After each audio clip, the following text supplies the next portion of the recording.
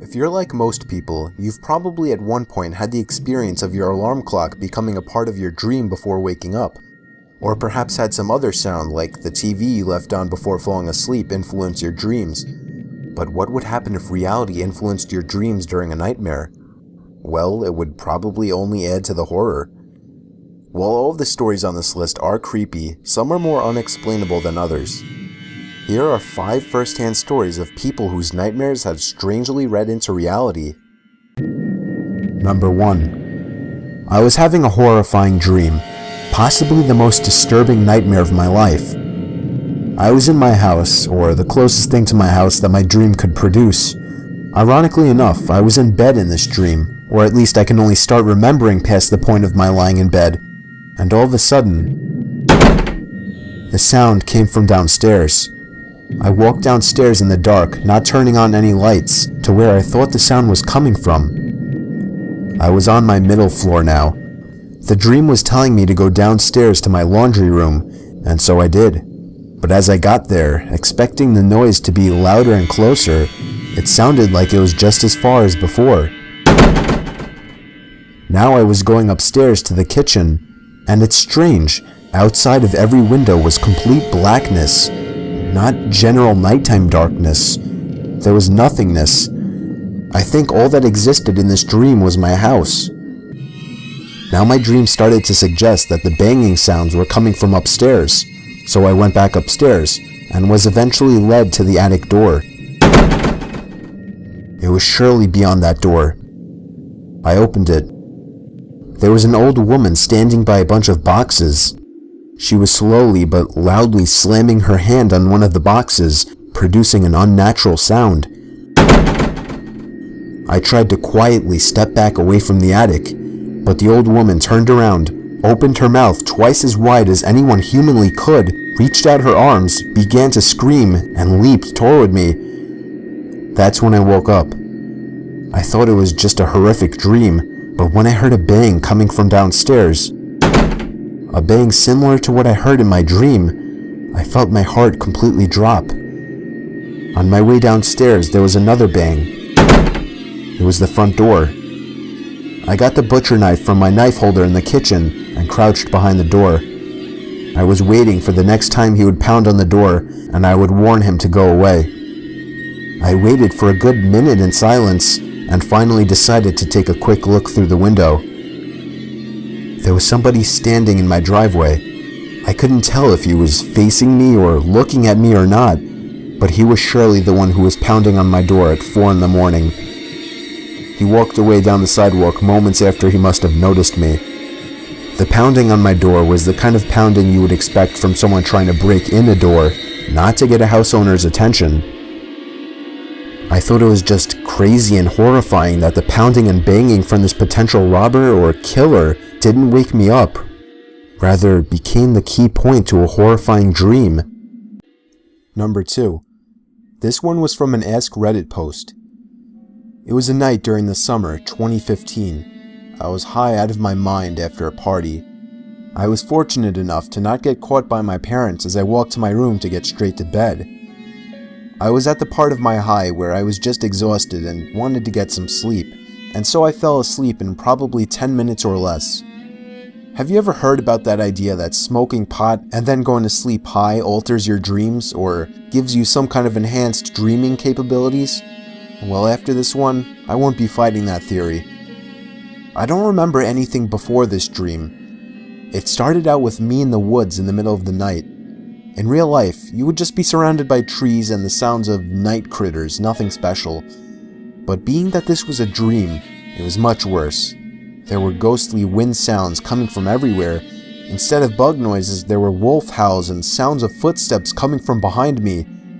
There was that magically horrifying feeling of a dream that you just can't describe, but it made it so much more than just being trapped in the woods. I found myself running away from the footsteps that were consistently the same distance behind me until reaching a building in the middle of the woods. Of course, I went inside and boarded the door shut with planks that seemed to have come out of nowhere. This dream seemed to have gone on forever, too long to describe it all, but to summarize, I was in that building, which turned out to be a house, and the footsteps that were following me from outside were circling the house. I tried to find a weapon, but the house was almost completely empty. Everything was black and white at this point. While sitting on a couch in the living room, one of the only pieces of furniture there was a shadow that appeared at the window, and shortly after, the figure standing outside knocked on the window. It kept knocking and knocking until I woke up, but the knocking didn't stop. I jumped out of bed when I realized someone was at my window, looking in and knocking. I squealed for my dad, and the figure at the window ran off. I'm still open to the possibility that my high hadn't completely worn off, and that it might have been a partial wake-up hallucination, but it was also so real that, at the same time, I have to believe it actually happened. The sound was real, and the figure at my window was real. My dad and I looked around the property to find no one. He told me I just had a bad dream and to go back to sleep. I hope he was right. Number 3. I was having a nightmare that started off with me in my house reading a newspaper. Then the lights went out, and the dream started to focus on my trying to find out why the power was cut. The fuse box was apparently in the basement in this dream, which is, by the way, inaccurate to real life. I went down to the basement with a flashlight and opened up the fuse box. There was a sticky note inside, saying, "Go back upstairs to the red room." While still in the basement, I started to hear a moaning type sound coming from the boiler room / laundry room. My brain knew my childhood fears, and it seemed to be taking advantage of them in this nightmare. The door to the boiler room cracked open, and something poked its head out to look at me.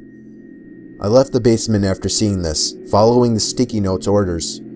I went upstairs to the second floor of the house, and there was a glowing red door at the end of the hall. A door that doesn't actually exist in my real house. Now, there was a disturbing echoing sound coming from beyond the door, and as I got closer, it became more clear that it was a voice, chanting the number 314, 314. I opened the door, and there was just a chair in the room, facing the wall across from me. The room was as red as the glow that had been illuminating through the door. The voice chanting 314 was clearer now. It was an extremely creepy voice, almost feeling like it was speaking into my ear. I woke up abruptly, with my heart beating somewhat quickly. I grabbed my iPhone that was sitting on the desk next to me to check the time. It was 3:14 a.m. You may think I just saw a clock while half awake or something, but I have no digital clocks in my room. The only clock would be the one on my iPhone that was in the same position as I had left it before going to bed. To this day, I have no idea how my dream knew it was 3:14, or if there was supposed to be some kind of meaning behind it. Number 4. This story was posted by a forum user named Joey Mancuso. I just want to point out before sharing my story that I am an atheist and do not believe in any kinds of miracles, gods, or anything of that sort. However, I still don't know how to explain this. I was having a really disturbing dream. It seemed to be Halloween night, and I was with my friends trick-or-treating. We hit 2 houses. The first one was normal from what I remember. When we rang the doorbell to a second house, the door opened on its own into a darkish blue living room. I stepped inside, and my friends were gone at this point. I looked around the room I was in. The door I had just entered from no longer existed. In fact, the whole room seemed to have rapidly changed appearance, a common occurrence in dreams. After exploring the house, I came to a room upstairs, even though I didn't remember climbing the stairs. On the wall I was facing was a giant framed picture, at least 10 meters long and 20 meters wide. The picture was of my 30-year-old cousin, who I hadn't seen in years. Her eyes were enlarged to an uncomfortable amount, and they followed me everywhere I went. The giant portrait suddenly cracked, and the rusty, scratchy, ear-piercing sound of the giant nails holding the portrait on the wall painfully filled my eardrums. The portrait started to fall off the wall, and I watched, completely frozen, as it fell on top of me. But before it could crush me, I was awake. It was maybe 5 in the morning. Minutes after waking up, My cell phone rang. I picked up. It was my uncle calling to tell me that my cousin had just overdosed on heroin and died. Number 5. This story was submitted to me by Earl Feinhardt. It was a long and stressful day, so falling asleep was easy. I think a dream started to fade in around halfway through the night. It wasn't a pleasant dream. I'll try to describe it the best I could. I was in the woods outside of a giant castle. Everything was black except for the night sky, which had a hint of blue. I remember this horrifying sound coming from inside the castle, as if something were calling me. It's downright disturbing to think about it even now. The sound was some kind of demonic, hellish voice, and it echoed through the woods. I somehow knew it was coming from inside the castle, and yet it sounded as if the source of the sound was a few hundred feet away from me. This was not a lucid dream. I had no conscious control over myself, so I made my way to the castle. There were no doors. It was as if the inside of this castle was also the outside. I don't know how else to describe it.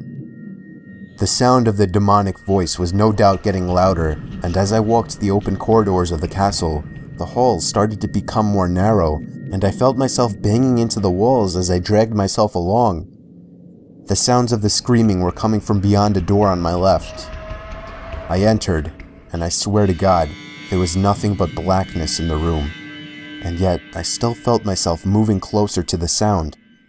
I banged into something, and that's when I woke up, hunched over my 4-year-old son's bed, who was crying and horrified. He had been screaming because he also had a nightmare, and I scared him even more, as he described the way I walked in and then stopped in front of his bed, slowly lowering myself closer to him.